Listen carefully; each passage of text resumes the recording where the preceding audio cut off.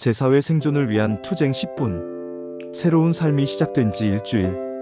가족들은 각자의 자리에서 치열하게 살아가고 있다.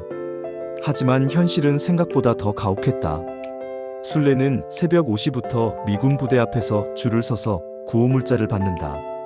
하지만 받을 수 있는 양이 제한되어 있고 경쟁도 치열하다. 같은 일을 하려는 사람들이 너무 많기 때문이다. 제발 조금만 더 주세요. 하지만 담당자는 정해진 분량 이상은 줄 수 없다고 한다. 시장에서의 장사도 쉽지 않다. 순례는 시장 골목 한쪽에 돗자리를 깔고 앉아서 통조림과 담배, 비누 등을 팔고 있다. 통조림, 싸고 좋은 통조림. 목이 쉬도록 소리를 지르지만 사람들은 그냥 지나간다. 모든 상인들이 비슷한 물건을 팔고 있어서 차별화가 어렵다.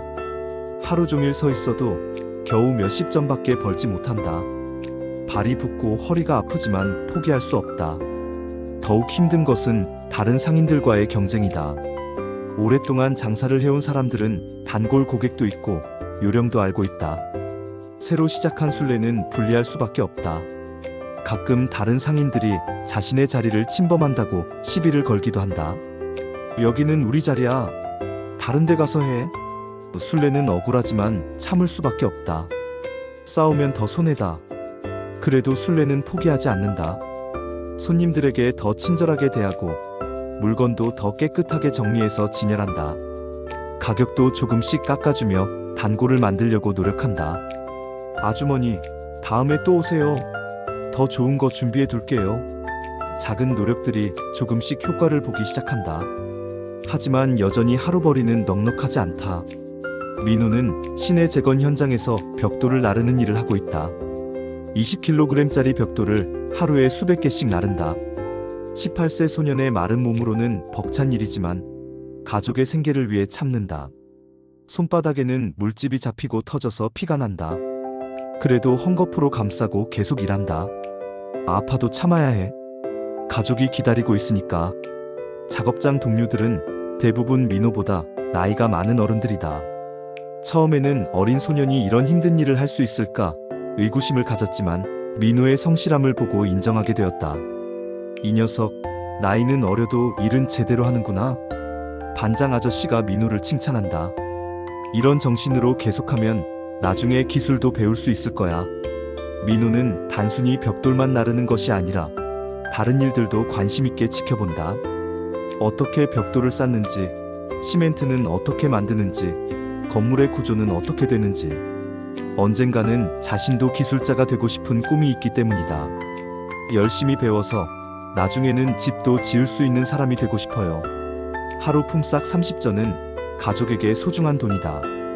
하지만 이 돈으로 내 식구가 먹고 살기에는 부족하다. 쌀밥은 꿈도 못 꾸고 보리밥에 김치가 주식이다. 가끔 두부나 달걀을 사 먹으면 그날은 특별한 날이다. 민호는 자신이 더 많이 벌어야 한다는 부담감을 느낀다. 더 열심히 일해야겠어. 가족들이 좀 더 편하게 살 수 있도록. 집에 남은 태수는 영희를 돌보며 시간을 보낸다. 하지만 이 시간이 그에게는 가장 괴로운 시간이다. 다른 가족들이 밖에서 고생하는 동안 자신은 집에서 빈둥거리는 것 같아서 부끄럽다. 나도 뭔가 해야 하는데. 이 다리만 아니었어도. 자책하는 마음이 크다. 영희가 학교에 가고 싶다고 말하지만 등록금과 책값을 생각하면 엄두가 나지 않는다. 대신 태수가 직접 글을 가르쳐준다. 신문에서 한글을 오려내서 글자를 가르치고 나뭇가지로 땅에 글씨를 써가며 공부한다. 영희야, 이 글자가 뭔지 아니? 아빠. 영희는 아버지와 함께 있는 시간이 즐겁다. 하지만 태수는 자신이 제대로 된 교육을 받지 못했다는 한계를 느낀다. 영희에게 더 많은 것을 가르쳐주고 싶지만 자신의 지식도 부족하다. 영희가 정말 학교에 가야 하는데, 이렇게 집에서만 있으면 안 되는데. 딸의 미래에 대한 걱정이 크다.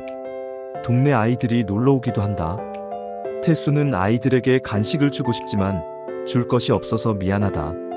대신 재미있는 이야기를 해주거나 간단한 놀이를 가르쳐준다. 아저씨, 또 옛날 이야기 해주세요. 아이들이 좋아하는 모습을 보며 태수는 조금이나마 보람을 느낀다. 어느 날 영희의 인형이 더 심하게 찢어진다. 솜이 나오고 팔이 거의 떨어질 뻔하다. 영희가 울먹이며 아버지에게 온다. 아빠, 인형이 아파요. 어떻게 해요? 인형은 영희에게 유일한 장난감이자 친구 같은 존재다. 태수는 인형을 받아들고 자세히 살펴본다. 태수는 어렸을 때 어머니에게서 바느질을 배운 적이 있다. 남자아이였지만 어머니가 손재주가 있으면 나중에 도움이 된다며 간단한 바느질을 가르쳐 주었던 것이다. 그때는 별로 중요하게 생각하지 않았는데 지금 생각해보니 그 기억이 남아있다. 아빠가 고쳐줄게, 영희야. 집에서 바늘과 실을 찾아낸다. 술래가 간단한 바느질용으로 준비해둔 것들이다. 태수는 불편한 손가락으로 바늘에 실을 꿰려고 노력한다. 다리뿐만 아니라 손가락 끝도 전쟁 중에 다쳐서 감각이 둔해진 상태다. 몇 번 시도한 끝에 겨우 실을 꿰다. 인형을 고치는 일은 생각보다 어렵다. 찢어진 부분을 다시 꿰매고 솜을 넣고 떨어져가는 팔을 다시 붙이는 작업. 태수의 손놀림은 서툴지만 정성이 담겨있다. 한 땀 한 땀 바느질하면서 마치 자신의 상처를 치유하는 것 같은 느낌이 든다. 영희 인형도 다쳤지만 다시 나을 거야. 아빠처럼. 2시간이 걸려 인형이 말끔히 고쳐진다. 비록 완벽하지는 않지만 찢어졌던 부분이 깨끗하게 봉합되고 팔도 단단히 붙었다. 영희가 학교에서 돌아와서 인형을 보고 깜짝 놀란다. 아빠, 정말 잘했어요. 새 인형 같아요. 딸의 기쁨에 태수는 오랜만에 뿌듯함을 느낀다. 이웃집 아줌마가 이 모습을 보게 된다. 아저씨, 바느질 솜씨가 좋으시네요. 우리 아이 옷도 좀 고쳐주실 수 있어요? 태수는 당황한다. 그냥 간단한 것만. 제대로 배운 건 아니라서. 하지만 아줌마는 간곡하게 부탁한다. 제발요. 옷이 찢어져서 못 입겠는데 새로 사기엔 돈이 없어서요. 태수는 고민한다. 과연 남의 옷을 고칠 실력이 될까? 혹시 못 고치면 어떡하지? 하지만 도움을 요청하는 이웃을 외면할 수는 없다. 한번 해보겠습니다. 잘못되면 말씀해주세요. 아줌마가 찢어진 아이 옷을 가져온다. 그리 어렵지 않은 수선이다. 조심스럽게 바느질을 시작한다. 인형을 고칠 때보다는 훨씬 신경이 쓰인다. 남의 물건이니까 실수할 수 없다. 천천히 정성스럽게 한 땀 한 땀 바느질한다. 다행히 무사히 수선을 마친다. 아줌마가 옷을 받아보고 감탄한다. 정말 잘 고쳐주셨네요. 얼마 드리면 될까요? 태수는 돈을 받는다는 생각을 해보지 못했다. 아니에요, 그냥.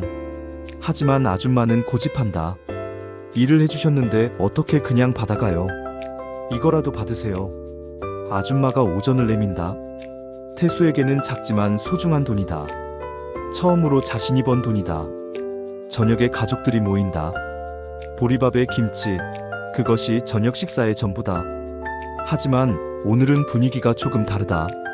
민호가 자랑스럽게 말한다. 오늘 35전 벌었어요. 반장 아저씨가 열심히 한다고 칭찬해 주셨어요. 술래도 기뻐한다. 나도 20전. 단골 아주머니가 생겼어요. 그런데 오늘은 태수도 할 말이 있다. 조심스럽게 오전을 내놓는다. 나도 이거 벌었어요. 가족들이 놀란다. 아버지가요? 어떻게? 태수가 인형 고친 이야기와 이웃집 옷을 수선해준 이야기를 한다. 영희가 자랑스럽게 인형을 보여준다. 아빠가 고쳐주신 거예요. 술래가 남편의 손을 잡으며 감탄한다. 여보, 바느질 솜씨가 이렇게 좋은 줄 몰랐어요. 민호도 놀란다. 아버지, 정말 대단하세요. 비록 작은 금액이지만 태수가 처음으로 자신의 능력으로 돈을 번 것이 가족들에게는 큰 의미다. 태수 자신도 오랜만에 자신감을 느낀다. 술래가 제안한다. 여보, 혹시 이걸로도 돈을 더 벌 수 있을까요? 바느질 해달라는 사람들이 더 있을 것 같은데. 태수가 생각해본다. 자신의 다리는 불편하지만 손은 쓸 수 있다. 집에서 할 수 있는 일이고 사람들에게 도움도 되는 일이다. 한번 해볼까요? 그날 밤 태수는 잠들기 전에 자신의 손을 바라본다. 전쟁에서 다쳐서 예전만큼 민첩하지는 않지만 여전히 섬세한 작업을 할 수 있다. 어머니가 어릴 때 가르쳐준 바느질 기술이 이렇게 도움이 될 줄 몰랐다. 어머니 감사합니다. 덕분에 가족에게 도움이 될 수 있을 것 같습니다. 새로운 희망이 마음에 싹트기 시작한다. 비록 다리는 불편하지만 자신도 가족의 생계에 보탬이 될 수 있다는 가능성을 발견한 것이다. 내일부터는 본격적으로 바느질 일을 시작해봐야겠다. 코스모스 꽃이 어려운 환경에서도 꽃을 피운 것처럼 자신도 새로운 가능성을 꽃 피워볼 수 있을 것 같다.